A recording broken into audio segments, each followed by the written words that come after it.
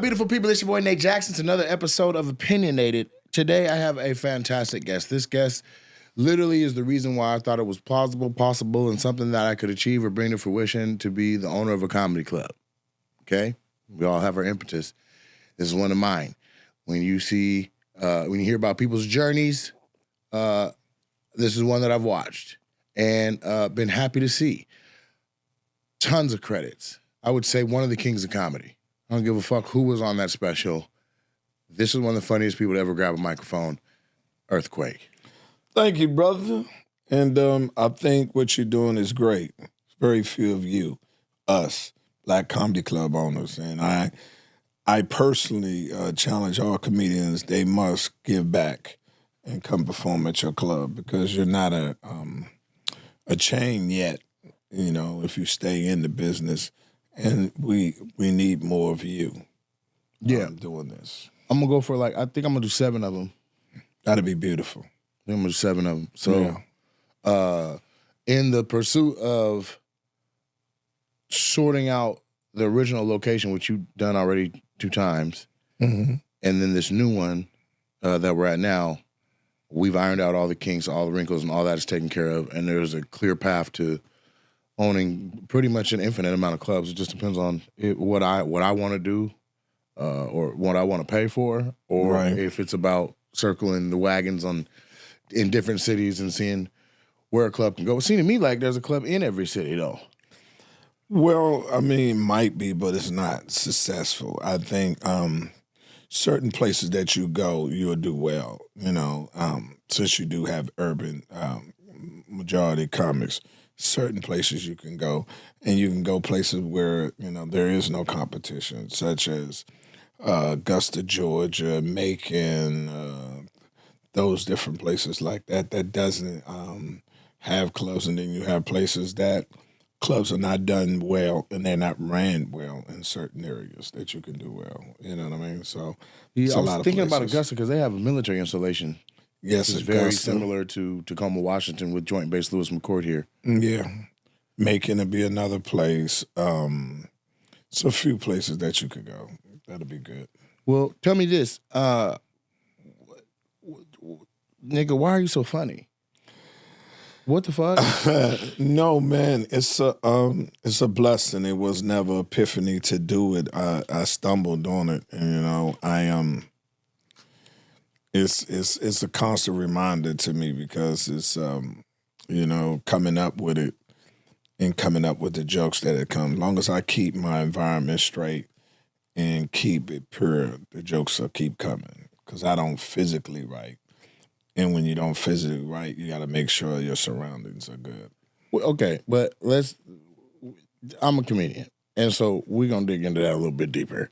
There's something to a comedian saying, I'm in the hospital, my girl got my card, she running it up, bink, bink, bink, bink. But that's not what you do. You go bink, bink, bink, bink, bink, bink, bink, bink, bink, bink, bink, bink. There's a cadence there's a difference between just humorous, slightly funny, and grabbing your goddamn side like this nigga is ridiculous. What do you say? Bing, bing, bing, bing, bing, bing, bing. And what I'm saying is, you know how you getting many of flawed alerts. That's just letting know she's robbing it. She's going crazy. She's going crazy because you're in the hospital. Yeah, but you know what I'm talking about is very specifically for those of you who are like in tune with the structure of comedy. It's the act out itself of he's in the hospital, he's inhabilitated, he can't get out there and get his card from this bitch, and all he's getting is fraud alert notifications. Now, anybody could say that. It's the way you go bing, bing, bing, bing, bing. It's got a cadence to it, Quake, that we have to acknowledge. It's like a 1, 1, 2, 1, 1, 1, 1.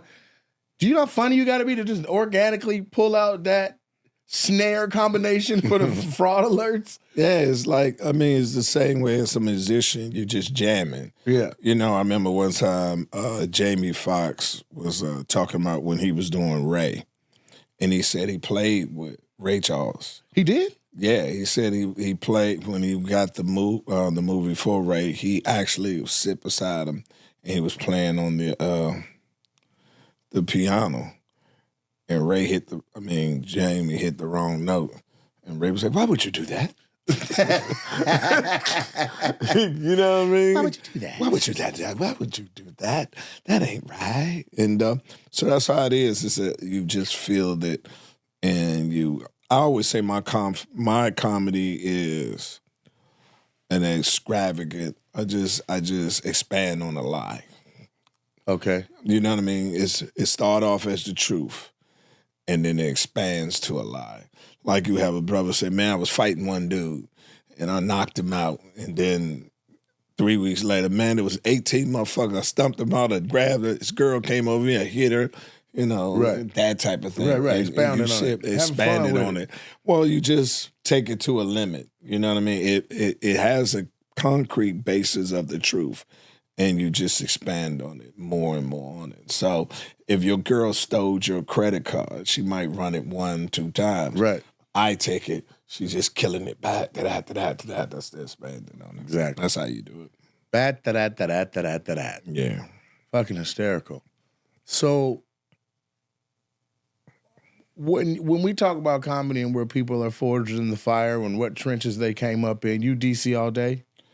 I'm DC, but I never got my chops from DC. All my chops came from Atlanta, Georgia, when I owned my own club. I sincerely did not know that. No, I never did comedy in DC. I didn't get into the comedy game until I got out of the military, out the Air Force. See, that's crazy. So Yeah. I just had Dominique on last episode, and Dominique was the same way. From DC, but she didn't really start gigging until she was in New York. Yeah, first of all, I didn't even know it was a profession. I mean, I love Richard Pryor, but I always loved him from a cinematic point. Right, watching his movies. I didn't never, ever watch his comedy. First, I just didn't know it was an occupation. It just wasn't nothing that came across your desk or your lifestyle in D.C. Of you didn't meet a comedian. Right. Wasn't something, Ball players, drug dealers, hustlers. Yeah, you never. So when I hear shit like Dave Chappelle, Duke Ellington performing arts, and Eddie Murphy at 14 going to a comedy club, I was like, shit was never an option because I never knew it exists, So mine was more or less just found out about it being in the military, doing tops and blues, trying to get out of work. So that was my whole thing about it. And it just they would let you rock. If you kill, you would get out of work?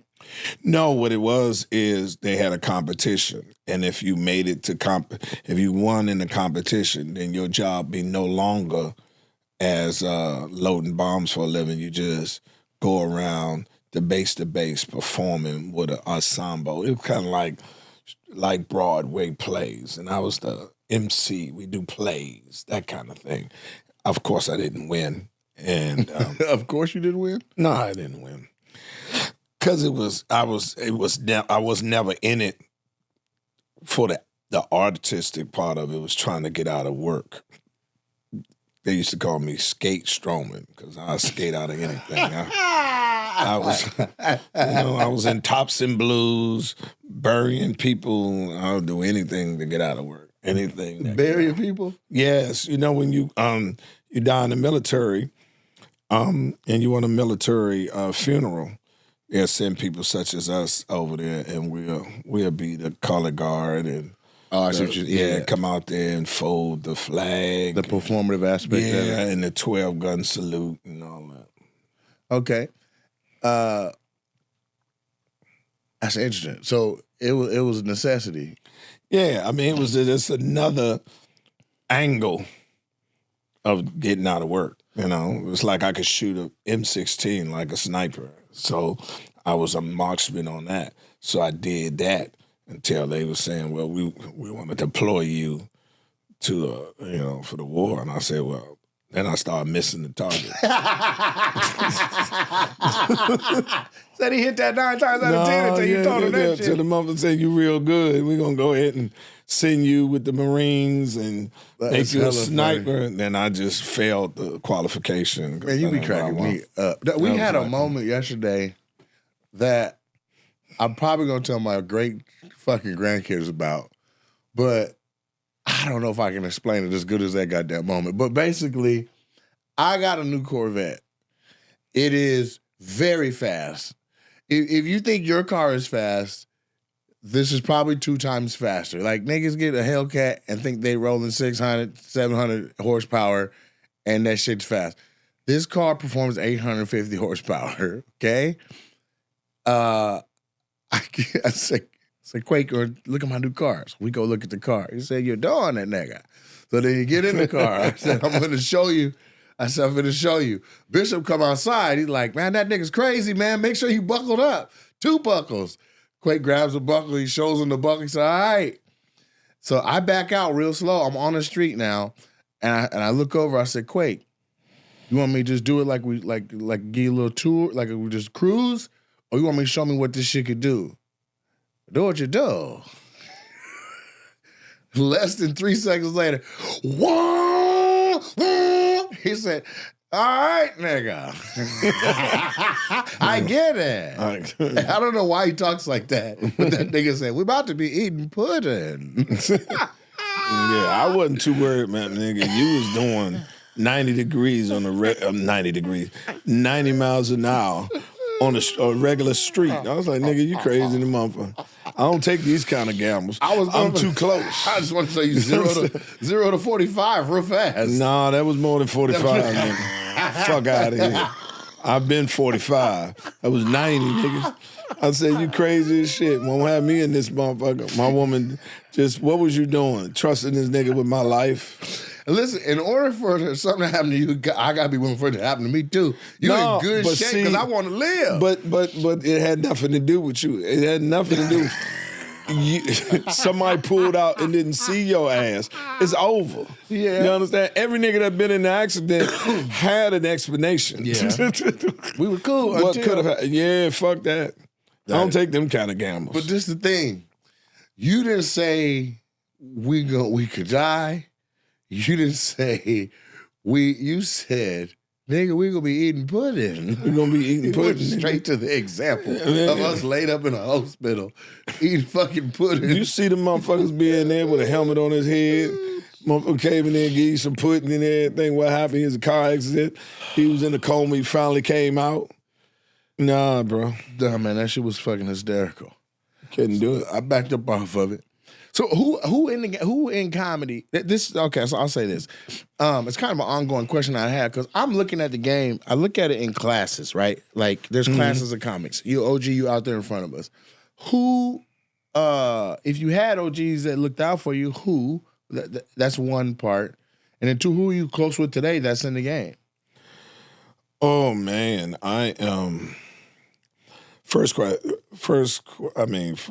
last question first. Steve Harvey looked out for me. Cedric Entertain looked out for me. Chris Rock looked out for me. Of course, the one and only gave me my biggest break, Dave Chappelle. Yeah, with Legendary. It was Legendary. We're putting that out, doing that. And if you haven't seen Legendary, go see it. And it's not just because it's hilarious, but because it's hilarious in layers, brushstrokes, right? Like, we talk about the cadence of the bing, bing, bing, bing, bing. You need to look when he says that you got high blood pressure and you brush your teeth. He said, the kids say, your mouth bleeding, daddy. And then this nigga took the water from the sink and you see him washing the blood off the sink. Like, those little idiosyncrasies are the difference between being good at this shit and being, like, and actually mattering to the entire game. So go watch Legendary. But you know that's true. When motherfuckers hiding shit, they'll clean the sink themselves. They brush your teeth and there's some blood on it. They don't want everybody else to know that their gums are there, so they wash it up and clean it off. But it was, for me, I get that. It was the way you like flipped it so you could see that without a sink there, you know that water hit your hand, you let it gather, and then you spun it around the sink to get the whole rim of it. Yeah. That's the hilarity in it. So who, if you started after you got out the service and jumped into comedy, who was the OGs that was? Steve Harvey said those was J. Anthony Brown. But how'd they help? Well, they really didn't help. They just encouraged me they gave me the confidence to say, do it the way you do it, you know? And when you have people that's successful, that everybody's giving them their accolades, telling you got it too. it just give you for me anyway, the reassurance that I'm on the right track if this is what I want to do, and that's what they did for me. Always, they just gave me that confidence of reassuring me that yeah, you got it, and that meant more than anything. And everybody's still close or cool? Everybody's still good? Yeah. I mean, I'm good with everybody that don't have a problem with me. I don't get caught up in the rest of that shit. I don't play fight. You know what I mean? I don't. Nigga, I'm a sniper. Nigga. If I'm gonna fight, we fighting. Yeah, I go to. It ain't no in between. It's Right. either on or off. So I don't get caught up in that. We comedians. You know, I'm in the joke telling business. So that's all we have in common is jokes. So these other things you're talking about doesn't even apply to me. I don't know you. You know me.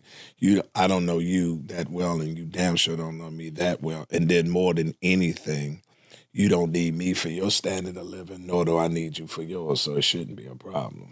You know what I mean? Facts. So it's, the rest of that shit is. I just say what you eat don't make me shit. Exactly. Yeah. So you're doing whole shit. You know what I mean? Right. But sometimes, you can have somebody that's encouraging you. And this is what I've seen. Like, I've been encouraged by, not I wouldn't say your class. Your class has been encouraging from jump. But I would say, like, say it's a class above or whatever. Like, somebody that's young to you but old to me.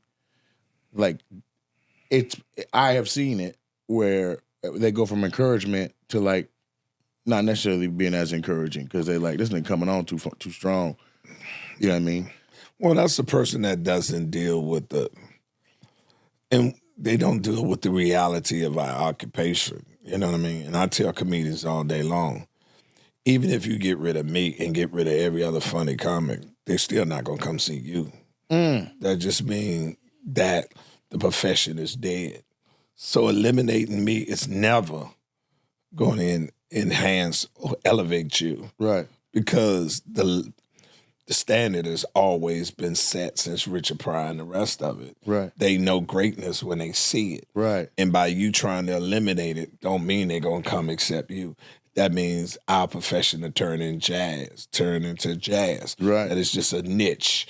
You know what I'm saying? It's something else. Yeah, something else below that. So you really wasting your time by trying to hinder someone else from being at that point of growing and holding them accountable, or try to kill their growth, thinking your foolish ass is going to elevate you. All it's going to do is people just ain't going to fuck with the profession, period, because you don't have what it takes. Right. You cooling off their jets.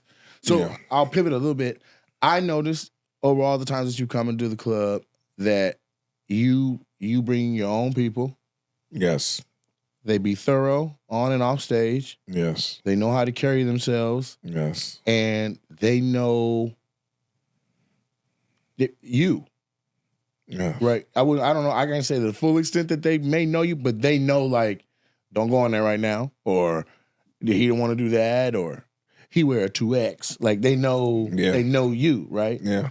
And is there a particular reason why you do that, or is that a part of the giving back? Is that the uplift side of the game? Well, I mean, because I see you had Spencer, you had Brandon, yes, and now you got Bishop. Yes. And I told you myself while he was on stage, I said he got funnier because this nigga didn't have no rolling laughs last time. Right. I said he's either saying a lot of words now or got his jokes together. And I went out there and watched. I said, okay. He came back in agreement. I said, what did you say? He told me he said the thing where he's telling the white women how not to get your ass whooped. Mm-hmm. So are they growing? Well, I mean, he's working. You know what I mean? What I tried to do is do for what, for whatever reason didn't happen for me. Give them an opportunity to be in front of a comedy-induced crowd. Yeah. Other than the crowd that's at the bar. Yeah. Or the crowd that's really came to the club to party and they just got a comedy that night before that. Right. That's not conducive to grow as a fucking comedian. And usually it's very few of you around black comedy clubs. Right. So if he does go in the mainstream, not only it's hitting the people that's in the audience is not his target audience of his how can I say it, his sense of humor. Yes. You know what I mean? So what I tell them is the biggest opportunity is by opening up for me is you're going to have people that's there to laugh. Now it's up to you to grow your comedy based upon that people that's come here to laugh. And that's the best place to work out. And then I work them, I let them work for me, they don't work for me, work with me until, I feel it's time for them to go ahead and branch out and do for themselves and give another young comic a shot. What does that look like? Like when you're like, you about ready to... Well, usually they'll take the shot that I gave them for granted. Got you. So you know what I mean? They fuck it up. Yeah. Well, they're just... They fuck it up. Hey, man, we got Pittsburgh. Yeah. Well, I can't make it. Fuck you, you can't make it. What they do is they just forget the reason why they're here. You know what I mean? And it's easy to do. You know what I mean? Because, it's the most seductive job. It's the most seductive job in the world is show business. It's easy for you to get jaded and quickly. Just you forget how good you got it until you no longer have it. I know it's a cliche, but it just is. And you have to remind them. Then you put them back out there, and then they back into the bars again and fighting for that. They're like, okay, that's what Quake was trying to tell me. You know what I mean? I said, the most beautiful thing in the world as a comedian is when you can put your name on a billboard and somebody stop and come pay and buy a ticket to come see you. And until you get to that point, you need to be very grateful for anything you get in this business. Yeah, I tell my openers all the time, they ain't here to see you, nigga. That's what I gotta say. Well, I tell them this. No, I'm not bullshitting. No. They be like, man, how much time I got? I don't give a fuck what you do. Get out the way. You here, you got a flight, you got a hotel, you getting paid to perform, nigga. It don't matter what you do. When we go, if you don't believe me, look on Ticketmaster reviews and see how many are like, all the openers were so amazing and memorable. Nate was cool. Well, it's not how it happens. It goes, I fucking love Nate, and the openers brought that shit too. They might say it by name, but at the end of the day, I've been an opener. I've been a feature, and it would behoove you to know rule number one is never outshine a master anyway. So I just give them that perspective. We got 4 hotel rooms. They got 1 big one. I'll be goddamn, we checking in and your ass in the big room.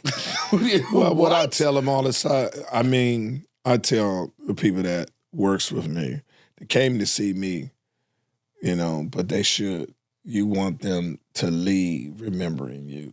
Very much so, but also understand that I'm allowing you to have access to this audience that I've procured over years of grinding and getting it from posting on the internet. So if you are please go, say your social, sell your shit, do your shit, but don't turn around and act like that's not what the people here for. Right. Because if I wasn't here, could the 4 of y'all do this? No. Exactly. So I say it. I'm not to drag them or to keep a hand over them or nothing like that, but just be like, let's keep our perspective. Yeah. Sometimes you have to say that.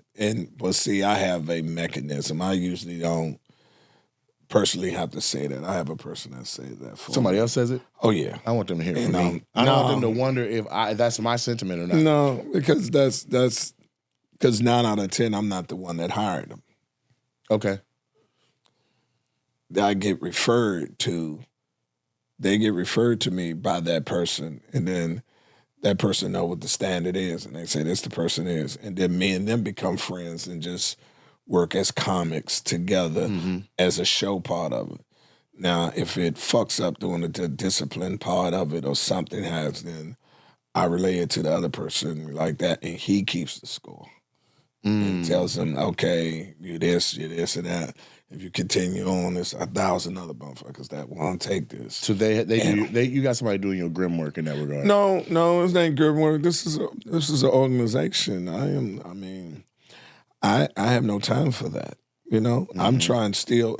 I have no time to manage no other body on the team but myself. I'm responsible for nothing but the jokes, and everything else is the responsibility of my team. And I even have to deal with the discipline of somebody that's on the show. I feel if I have to sit here and have this kind of conversation with you, it's stopping me from achieving what I'm doing. Could have been writing a joke. I could have been doing anything else. I don't have that time to be a disciplinarian to you. and a misunderstanding on that point. And most of the time, I I give grace for I call it not growing pains, but growing grace, right? Like if it's a new person around, I'll give them grace for some fucking up. But I'm not going to keep telling you the same thing twice. Yeah, I mean, I'm just not. We got it is a great shows this weekend and in 4 cities, and I ain't got time to be. I don't have time. So you better than me for having somebody to come in and do the grimwork so you can stay nice. I'd definitely be like, let me holler at you personally. No, I don't have time for that because see, it'll change my attitude towards them. Well, not even towards them. I have other things. Oh, you just mean in general? Like, yeah, general. You got to go there mentally now. Yeah, I got to go there mentally. Space. Yeah. Now I'm in another space. Yeah, now I'm a principal. You know, shit. I'm not calling you. I send you to the principal office. Right. I'm not the principal. Right. You know what I mean? That's why teachers send them to the principal because she got other people to teach. Right. Got other things to do. I have no time to discipline and different on it. So understanding and then come back. And we don't even discuss it. You know what I mean? Right. We don't have to go see your behavior over change. Huh? You just see their behavior change because somebody got the message to them. Well, to err is human, and you know, it's always a learning process when you're dealing with us. Right. You know what I mean? I'm structured. There's a certain things that I rely on the person that's opening for me up, that I rely on that helps me do what I do. Right. I don't like to be at the promise. I don't like to be at the show before it's time for you to call my name. Right.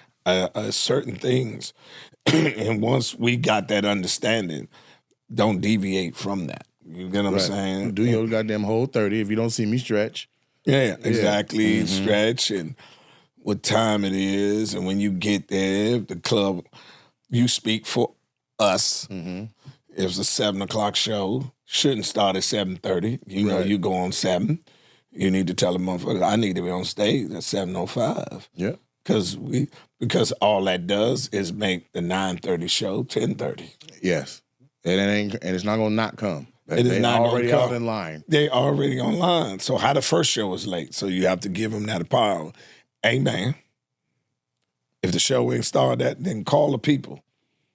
Yeah. And so that is usually that right there is what is that's the catalyst where I'm like, they're not here for you.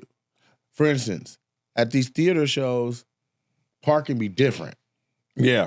And so and people aren't the comedy club, people usually have gone there more frequently. They know where to park, where the lot is. The lot's right outside. At the theaters, you might have to go to a lot across the street or a underground park or whatever. So shows supposed to start at 7, and they still loading in.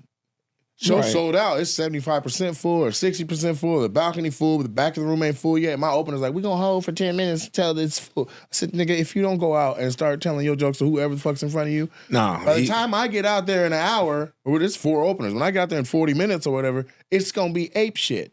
Right. It don't matter whether or not you know, come on, man. Some people if we feel wait, it. then more people see me, then I sell more shirts. Yeah. What? But see, that's the selfishness of That's you. what I'm saying. And that's where you give the briefing, and if the attitude doesn't change, then you replace them.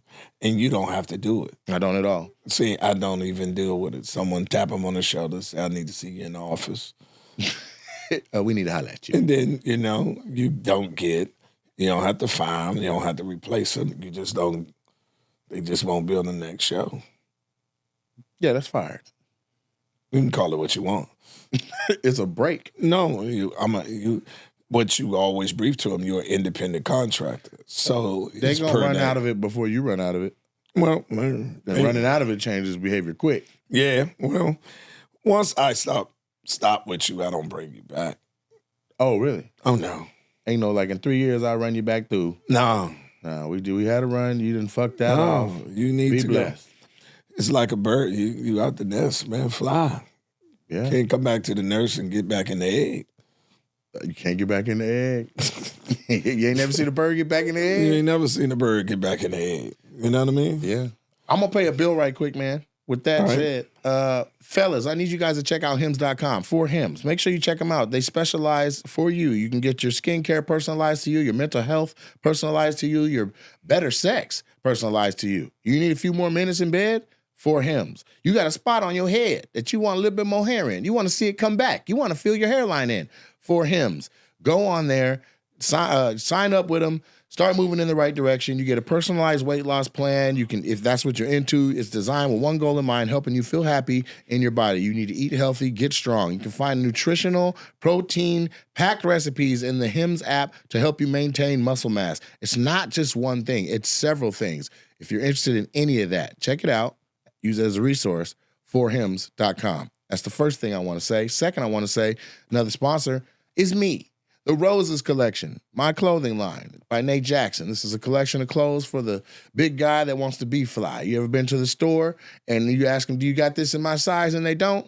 Well, you don't have to worry about that no more. We specialize in 1X to 4X. If you little, you out of luck. And yes, my shit is fly. It is made and manufactured in Pakistan. This is combed cotton. What I'm wearing right now, look at it. Fly as shit. This is called fleece print. This ain't out yet. I want you to know this is 2 seasons away, and I already got it. It's like screen print, but it's with fleece. Everything feels good. The average sweater is 200 GSM in America. This right here is combed cotton, 350 GSM. This feels like a car cover. This is fantastic in regards to the fabric, the feel. I'm very comfortable. It's not hot. It's light. It's also pants. So this whole outfit is my brand. Hat, hoodie, pants, everything but the shoes. And who knows, shoes may be coming soon. Go to rosescollection.com. And in that spirit, I got to give some roses. And so my roses are going to go to Quake again. And this is for, I know we just came off the section talking about when they got to go, but it's for having, I don't want to say an appetite. It's not an appetite, but for having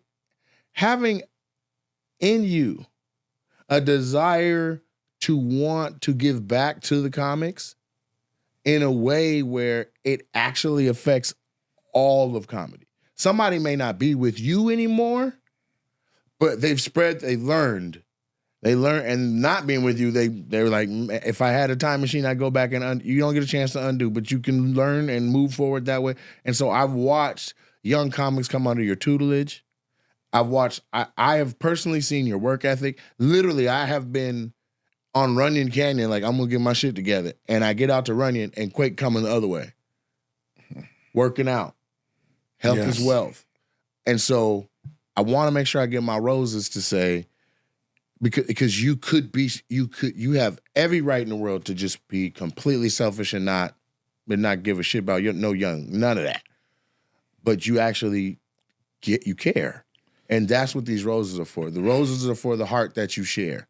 And in this game, what I've noticed is the comics from your class, they kind of have to cover that. They kind of be a little more callous. You know what I'm saying? I'm looking at the how long you been doing comedy? Over 35, since 91. Okay, so yeah, the comics that came up in the 90s, you guys had it a lot more dog eat dog, me versus you, right? Our class is like, hey man, tell me, like Bishop literally was like, so what are you doing that you got social media popping? I didn't say, man, get your dumb ass out my car asking me the secret to my success. I said, this is what I do, man. You post every day. It's a talent show. Give the internet something every day, right? You have to understand, like, in the 90s, that question probably would have got you banked. Like, that's how cold they were. I've seen niggas take another nigga's set list and tear it up before a competition set. Old niggas. And Tony Spires has told me story after story after story of how it was. We did the Bay Area recently. Somebody about to run the light. Other comics were lighting them with their cell phones. Back in the day, everybody like, nigga, that nigga ran the light. Right. Fuck him. So to be from your class, but have heart and still give it speaks to your longevity. It speaks to who you are as a man. It speaks to really like the genuineness that you are as a person. Those are my roses that I'm giving to you based on the Roses Collection. So make sure you check out the rosescollection.com. And I'll move into a couple other questions and then we get up out of here. What has Earthquake always been your stage name? Yes. from jump. Yes. How? Because we share the same first name. I didn't know this is what I wanted to do. And I had been in the military for 9 years. And just in case this shit didn't work out, I didn't want to scully my good name. Hilarious. You understand? Yeah. Yeah. So my family is very critical and the funniest family in the world. And if this didn't work out, I just didn't want my family to be like, he got out the military and went to Atlanta trying to be Richard Pryor. Right. You know what I mean? They can't track you if you... Yeah, they didn't know. You couldn't. They never could get no reconnaissance back at home because nobody knew me by earthquake. You know what I mean? But then they started to. Yeah, but it took about 5-6 years before they knew that was me. Okay, but so how did the name? Were you killing so hard it sounded like an earthquake? Or? No, I had a friend. His name was Griff in the military, and he always made bad decisions. So I came to him and said, "I'm thinking about changing my name to Earthquake." And he said, "I wouldn't do that if I was you." So I did it. You would ask him who gonna win the game? Yeah. Whoever he bet on. Whoever he say gonna win, I bet on the other team. And win. You know what I'm saying? He never made good decisions. So I always did the reverse of the advice he gave me. Yeah. But so you came up with Earthquake, ran it by him, he said, don't do that shit. Yeah, so you did it. And I did it. Okay, but why Earthquake? You came up with that before you ran it by him. I mean, it just came to me.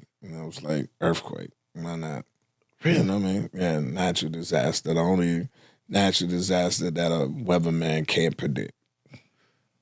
They can't. No, well, they can now, but they couldn't. No, okay, they still can't. Nobody gonna tell you an earthquake gonna hit tomorrow. Right. They might say we have some seismic reading, but that doesn't mean it's coming. By the time they get the seismic reading, it's an earthquake. It's an earthquake. A weatherman can tell you a thunderstorm coming, a tornado coming, those type, but you'll never hear a weatherman saying earthquake is going to hit tomorrow at 4:45. Right. Get outside or get ready because here it comes. Yeah, it's coming. Right. Earthquake is the only natural disaster that can't be predicted. Okay, these are a series of different random questions. Mm-hmm. You pull one, I read it at random. Booyah. Boom. It's a good one. It says, what do you consider the most overrated virtue? The most overrated virtue. Yeah. What is a quality people have that people cherish and you like, man, shit. Looks. Really? Usually ugly people talk like that, but No, because your face is symmetrical. No, looks is equivalent to a new car. She's fine when you first get it. Yeah. But as you drive it more and more, you get used to it, and it loses its luster if it gives you too many problems. Yes. A fine car is not a good car if it keeps breaking down on you. Right. And that's the same thing a person, once you get it, you're like, this a badass chick, but as she gives you problem, she becomes uglier. Right. She's no longer, I say it all the time. It's an unreliable car. Any woman out here, I don't care how fine she is, if some man said don't give a fuck about her. You know what I'm saying? I don't care how fine. Nigga, don't just look at her, you can have her. Shit. I mean, can't stand her. Right. You understand what I'm saying? Goofy bitch. So, yes. It's somebody it's some man that tells you can have that pussy. Please. Take it. I'll drive you over there to her. I'll drop her off. So that's I'll give you the date budget if you get this goofy broad out of here. And the beautiness of the physical aspect of her wears off. But the totality, if she's an abusive person, it lasts longer. So I had to learn that the hard way. Because I always went with the physical aspect of it. Right. And then they turn ugly later on. Right. And then I say, whoa, let me make sure both of them are lined up together. And that's just experience. Okay. So it's not that you like, if she beautiful, I'm running. It's more like, do your other qualities, are you beautiful inside and out? Yeah, it's the totality has to be beautiful, not just the physical appearance. And so then, okay. So then how do you How do you determine that? Because it takes a minute to get past, Well, to even get a scenario in which you can see the beauty of the inside of a person. well, the first thing I do, of course, I'm a man. The physical attraction of seeing them attracts me to them. And then, I just put that aside and start seeing how she carry herself. Well, now, what do you mean? Now, I'm a young unmarried man trying to put me on game. Well, what you do is whatever the physical aspect, because we are what we see. But once you see that, let me see what you is, and the best way to do that is to prolong the intimacy of them and put them at that point. Because once you disarm them of that, that I want that, but that ain't the first thing I want. Let me see, can I coexist with you? Now, you said you were structured. Mm-hmm. Is there a structure to that? Is there a time that I should? Yeah, it's Steve Harvey's 90 days. No, you don't. It's you'll have to feel it, because eventually, who she truly is, it's gonna come out. It's gonna come out, and you to me, you mask it with the physical aspect of it, because that's what we love as men. But if you put that to the side and just allow her to show you who she is, and the best way you put her that way is, I believe what you said, that you are the baddest chick out here. Now I just want to observe it and let me see it. And then you'll get to see it. And the key part, can you coexist with her with not doing nothing at all? Just if you was in the Bahamas with it. Or do you need certain things for y'all to have a good time? Do you have to be doing something, or do you have to be the clown, or the court jester? You got to be on. Or you got to be an entertainer to keep his the financer, right? Or doing these type of things. Can you just sit there with you and her, and she occupies your attention and your time, and it goes well? And I was fortunate enough to find that. That's a blessing. Yeah. Oh, it's a truly blessing. What I'm coming across now is having to strengthen my spirit of discernment because because of the social media popping that I did. They know who I am. Like I imagine you meet a woman, she know you quake. Yeah. So then here goes the Oscar performance. Yeah, but the movie, who they truly is to truly come when you sit there and you disarm and say, I don't want nothing from you, but that part of you I can wait to get. Now show me why you the best woman for me, and I'm willing to do the same to show you I'm the best man for you, and then take it from there. And the objection of the job. You're looking for Miss Right, not Miss Almost Right. Right. Do you disengage yourself, or do you got somebody that makes that call too, so you can stay focused? No, I got people to disengage that. With the They'll put bitches? out. Yeah, I got to put out crew. And they like, yeah, that's a wrap. No, what I do, they because we're business. We're not a businessman like Jay say. We're a business, and I can't give you how much I care about you. I can't give you the opportunity in case you're not an adult or you feel that you entitled to something. Put me in a position that false accusations can go. So the best thing for me to do is call my get out crew, and I walk out the door and they come in, and then ask you to pick up the stuff and everything. And if they was living with me, take them, make sure I put them up in a hotel for a month and so they make a transition to get to where they living at, help them get back on their feet. Remind them the NDA. Things and everything. Shit. Yeah, and then we can go somewhere publicly and sit down and have a conversation where this didn't go off the rails. And I tell them, and a lot of them be upset. And some of them probably see it now and they understand, and I'm trying to explain to them it's not personal, but I have to protect this. My personal life would never endanger. Too many people depends on this. My standard of living depend on this. And I just can't take the chance that maybe you don't take this the right way and just lever false accusation and put me in a situation that it could become into a physical confrontation on your part. Because at the end of the day, all they're going to do is use my name. So best for me to have somebody say, get your stuff. They walk them around the crib, get their stuff, and tell them where it is. And then about a week later, we'll have a conversation about it. That's smooth? That's been smooth for as long as I've been doing it. Yeah, I've been doing it about for 15 years. I'm going to call you. I'm going to get you. Yeah, you just have some of your boys. And one of my boys. Gotta be a girl, though, right? No, it's a dude.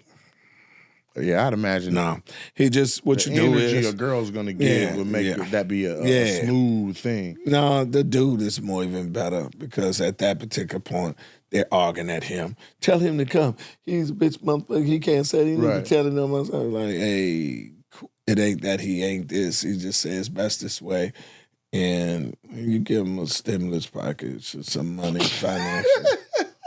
You know, you give him some money, and you know what I mean. Stimulus package. Yeah, you give him a stimulus package, and you sit down, and then you'll get a call, and you let them come on down, and by that time, we both know that the situation where it didn't need to be, and right.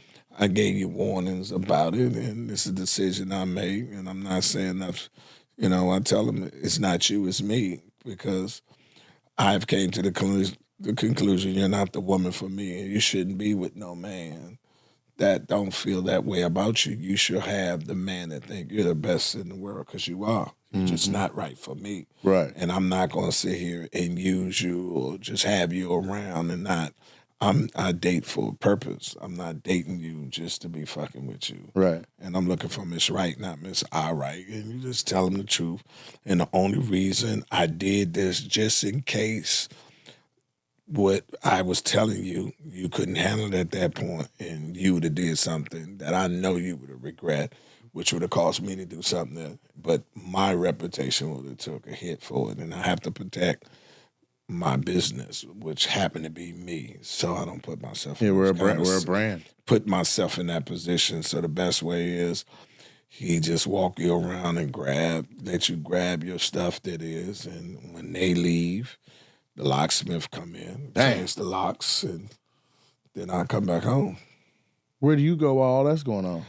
Anything. Go to dinner, check a movie out, go visit some friends. You know what I mean? The movie was incredible. Yeah, when I got home, my house again. I mean, if it happened on a Thursday, I go on the road. Right. Come on back. Yeah. I call him up. He give me the keys, the new keys to the house, and that's it. And then by that time, I'd say the last 3 that happened to never called me back. We never discussed it. We discussed it. They didn't like, the situation. I mean, the hotel that I was putting them in. I'm not staying in here. It was like, that's $5,000. That's $5,000 for the month, right? To house you. One motherfucker moved out of her place and moved in mine, and I didn't even know that she lived with me. What? No, because she seemed like she was visiting a lot. No, she stayed with me all the time. You know us. Yeah. We only home Monday, Tuesday, Wednesday, and Thursday. Right. We gone on Friday, Saturday, Sunday. We back on Monday. So when you left, she left, and she would just come back on weekend long? I don't know what she did on the weekend that I was gone. But when I come back, she's there. We hook up, and she stays with me, and she just stay over. She your girl. She stay over your house. I never go over. See, I don't do away games. I don't sleep over women's house that is not my woman. Yeah. You know what I mean? There's too much shit going on. Well, I don't know who the previous motherfucker she was fucking with. Yeah. And you fuck around, bust not go to sleep, nigga hit you in the head. So I believe it's either a neutral site, which is a hotel, or home field advantage, my crib. Yeah. So if you I'm dating thinking with neutral, because that whole my crib shit is a lot of access. Yeah, but I have 2 places. Like I have a house and I have a condo. Okay. We can kick it at the condo because that condo is hole-proofed. What the fuck? Wait. It's not fireproof. Hole-proof. What is... Hole proof means Nigga, what is that? hole proof means No sharp corners? No. Ain't No nothing, knives in the house? Nothing invaluable, none of your important shit for them to You tear this steal or motherfucker up, he's anything. gone. No, just, they nosy. They can go into your business, how much you make. Got you. See, when you at home, you take your ring off, you home. Right. But you can't do that if you fucking with a woman that ain't your woman. Yeah. You see what I'm saying? Yeah. So you don't bring them to your home. You take them to your condo. And that's hole proof because you don't have nothing of valuable Yes. in there. You got little what I call cheese for the rat. You have, like a 14, Just in case. 14 Fool's gold and shit. food gold, and then 14K gold, one little black earring, Right. and that kind of shit. Then you can sleep comfortably in that motherfucker. Because if you leave, you can leave her in the house. You ain't worried about her snooping because ain't nothing you got important in there At all. So she But can there go gotta be through all enough that. shit that she think that's where you stay for real, though. Well, she doesn't know that because she doesn't know about the house because she never been to the house. Right. The other place got clothes and everything in Right. there too. You don't know that is not my primary resident because everything that makes me comfortable that's in my house is in there except for my valuables. Right. You know what I mean? Yeah. And so, then when it elevates, then you be like, okay. You came up with this on your own? Yes. This is genius. And how far from, not don't be too specific, but how far from your, let's call it valuable home, is the condo? Oh, 15, 20 minutes. So the condo's more central. Like, this ain't far for the Yeah, get to. right off the highway, easy. My house in Calabasas, so be different. You sit there and you don't bring them there. And then if it does materialize into something, then you just tell them I got a house.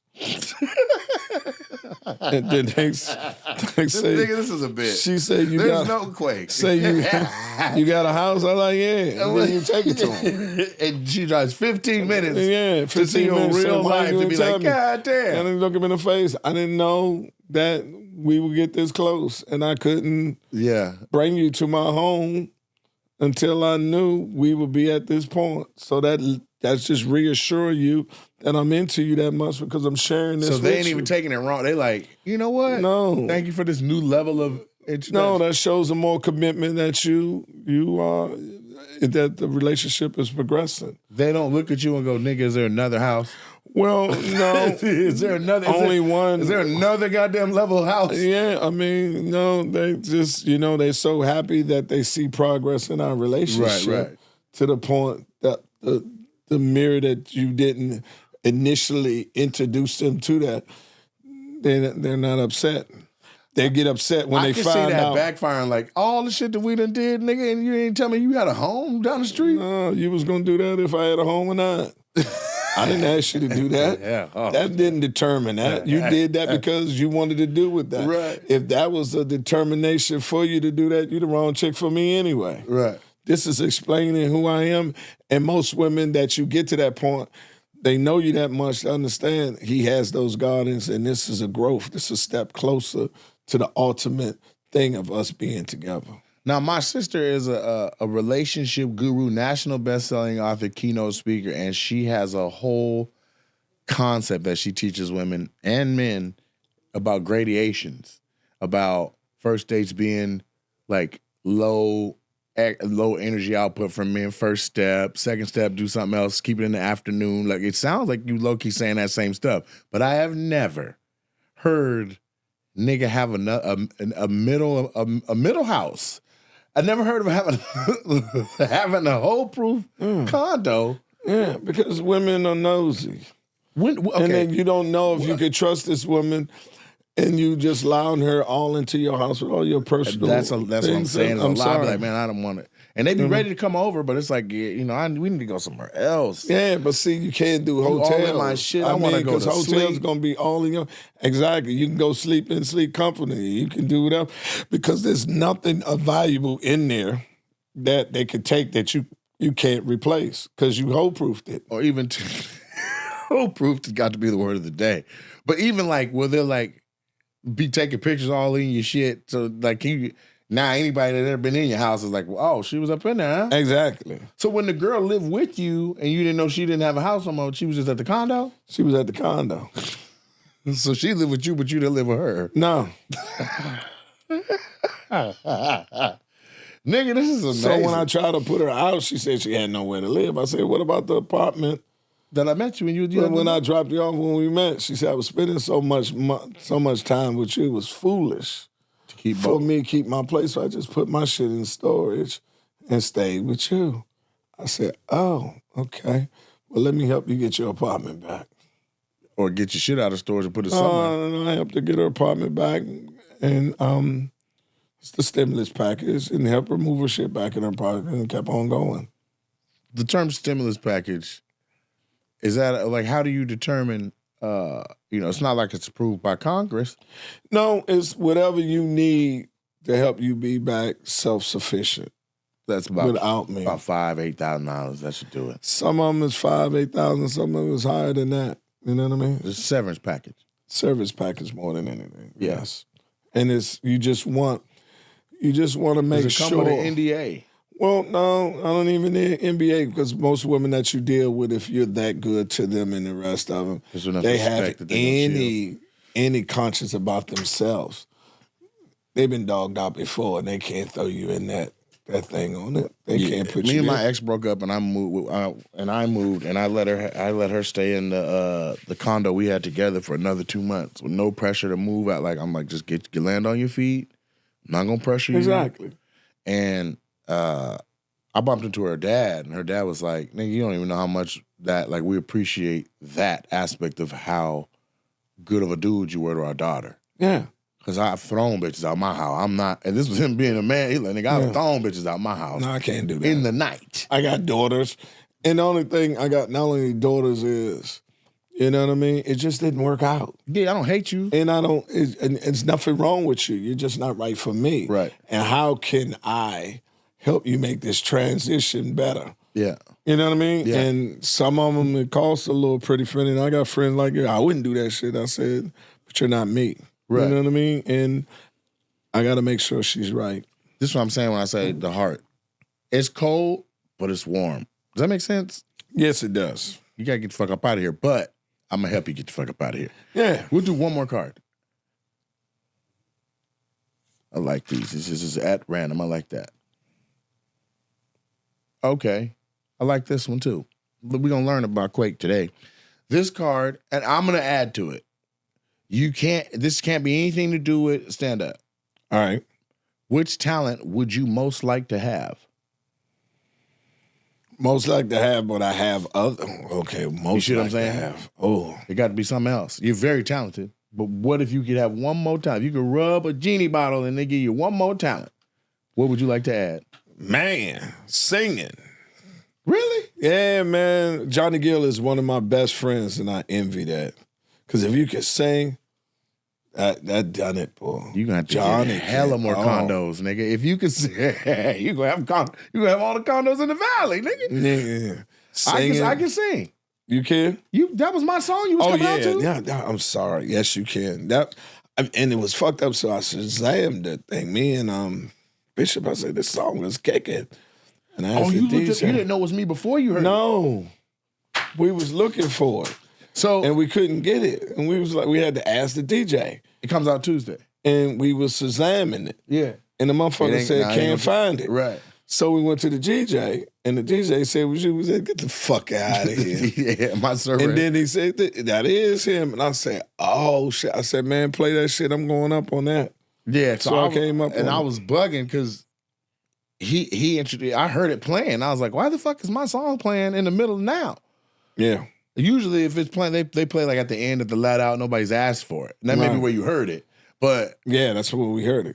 To come out to is wild because we all know comics we ain't coming out to no bullshit. We want it to be something that's slapping. Yeah. It's got the people, you can let it play a little bit. So man, that is so flattering. So that song comes out on Tuesday. And it should have been out, I'd say 2 months ago, but we had to rebuild the music part of the song because the original beat that I had a sample in it from like Pleasure P or Pretty Ricky and them, and I didn't want that sample to be in it. Right. Because once the sample is in it, it's up to Pleasure P how much he want to make off my shit. Exactly. So everybody who I fuck with in music, Apparently, they think this shit is the Wild West. Like, nigga, put that shit out. That nigga ain't going. That nigga, I played it. Dig that. I played it while we were in the studio making the motherfucker. Just a 30-second video. I'm like, this coming soon. This is what we in the studio doing. Comments at Pleasure P. This a fire way to get a sample from Pleasure P. Tag the nigga. I was like, you know what? We're not gonna do this before you even get to answering it. So. That happened to what was his name? Everybody, nigga. The music industry's fucked up. Who got robbed the shit out of him? And Cisco, his song, because his biggest hit, took all his money. Yeah, who? I forgot who shit he took and didn't get asked for it, and he took all the money from it. Sting gets paid. I can't. It's an absurd, and it's so absurd that I think it's not even real. So I won't quote it. But you can look it up. But Diddy's song, I think it's Biggie Steve. died? What's the gay dude? Martin. Cisco. No, Cisco gay. I'm talking about.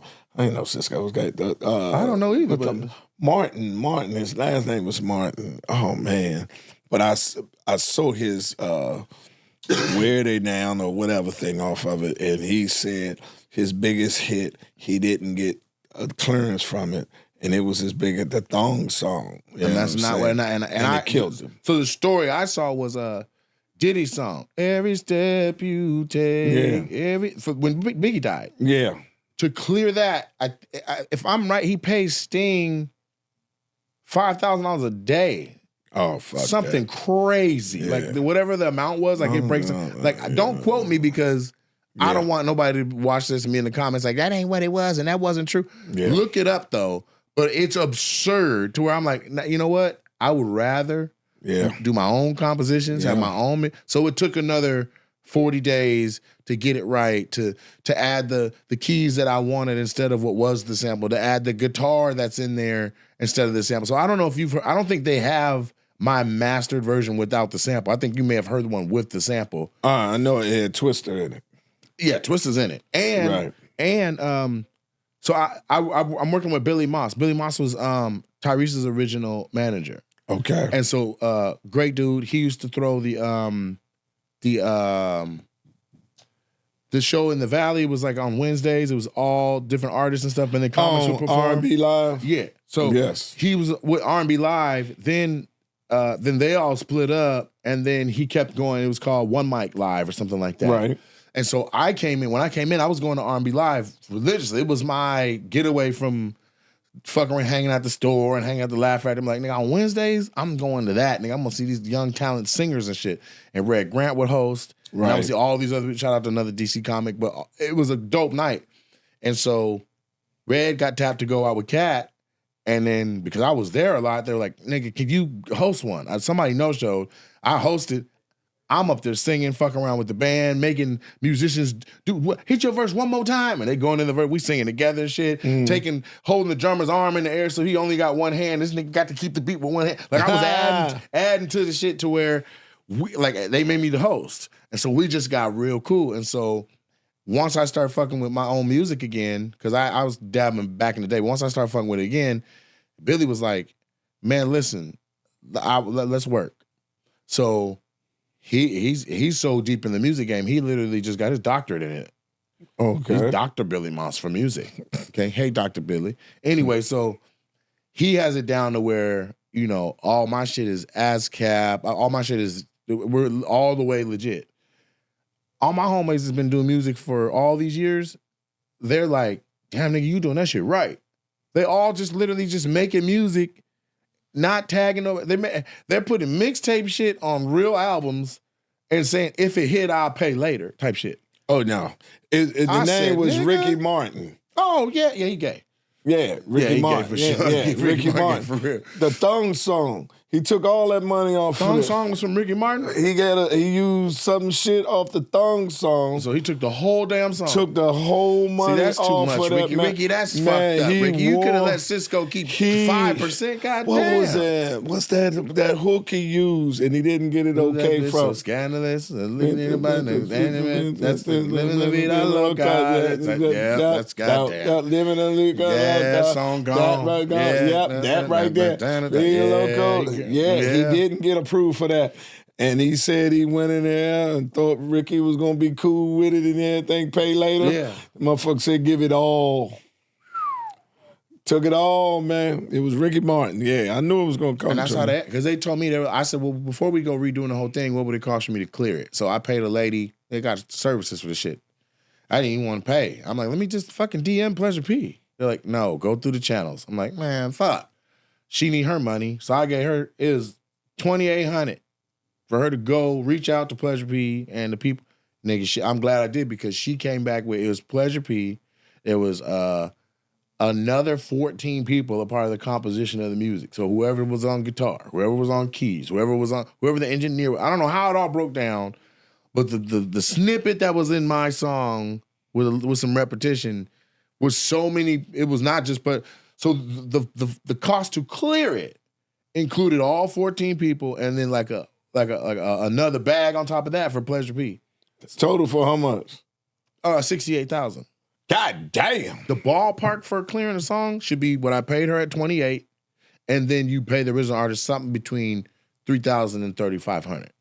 Okay. That's to clear it. Or they'll say, give me that, and then also I want 5% on the production side of the song, or so they make money. And that's the whole concept. But for them to be like $68,000 and that nigga wants the whole half of production. I'm like, nigga didn't make this beat, nigga. It's just one little snippet. No. Right. Tell you what we gonna do. And We're gonna get rid of that. So on Tuesday, the song comes out. It's filthy. I think it's better. I think this version is much better than the one that you already liked. Okay. I think, and Twister goes crazy. So Billy Moss is so on his business. Shout out to Dr. Billy. There's a thing called a side artist agreement. Have you heard of this? Mm-mm. So essentially, and this is what a lot of artists don't know, but essentially, let's say you rap on a song and you have, name any rapper, Johnny Gill, fuck it. Johnny Gill sings on your song, you rap on it. Somehow, that motherfucker gone. Side artist agreement, when he signs it, it basically says everywhere that all of Johnny Gill's music plays, your song is automatically in rotation with it. Otherwise, they keep it separate. This is a Nate Jackson song, it ain't got shit to do with Twista. Mm-hmm. But as soon as Twista signs the agreement, now I'm in the mix of all Twista music. Right. Everything he's done with Kanye, everything he's done. So it has the potential to be a very big song. And I was trying to get to 10. So I have another 4 that are already ready to go. Okay. As a matter of fact, this is some shit I don't think nobody's doing. And I shouldn't even say this out. I'm gonna say it. If you tell me about the whole dominium, nigga, I can tell you this. Because I don't know what you just saved me. At least some shoes and some cut up blue shit. But so the concept is you make a song, right? Mm. You take that song, you put it in the system, and it has a way to tell you what samples it picked up. Mm-hmm. Then you pay the lady the 20 or whoever the person is, and they go track down who has the ownership of the masters. It's not the artist. It'd be somebody random. You're like, what the fuck? When did he buy right? Right. So what I did was I did it backwards. Like I just reverse engineered it. Instead of making the song and then playing Where's Waldo, who owns the shit that's a part of it, let me talk to the people that own shit and just try to buy something like, hey man, let me remake this song. I'll just pay you now. Right. For whatever the fuck I'm gonna do. So, Right. Nigga, I have permission to make a song over the Adina Howard t-shirt and panties beat. Mm. And that beat is so iconic that I can't even front. It's intimidating to be like, I'm gonna put new words on this fucking hit, you know what I mean? Right. But when I get it done, I think that one's gonna go around the world 6-7 times. Yeah, I mean, I always wanted to do an Orange Juice Jones type shit, comedy over that type of thing. Don't even look in there, baby. You're gone. That kind of shit. That kind of shit. But you should do it. Yeah, I am. I'm just the hell stopping you? Yeah, I'm gonna get it. I'll help you. I get it. I'm gonna get it done. You in L.A.? Yeah. Dr. Billy Moss in L.A. Tell him what's up. And tell Twista I say I ain't seen Twista in about 15, 20 years. You know him? Yes. Outstanding. I'll definitely mention something. Yeah, please tell him I said what's up. He didn't know me. I just reached out and through a DM and his people hit me back like, if you serious, Send it. I sent the shit over. I said, what's it gonna run me? They said, what's it gonna run me? I did it. Done. And that's where we're at. Then Billy like, you need a side eye scheme. You need to get it. I'm like, oh shit. So now I'm sending emails after I already got the verse. Like, can you sign that? Can you sign this? Apparently I needed this. I needed that. But in the process, Twista's manager was like, nigga, you on your shit.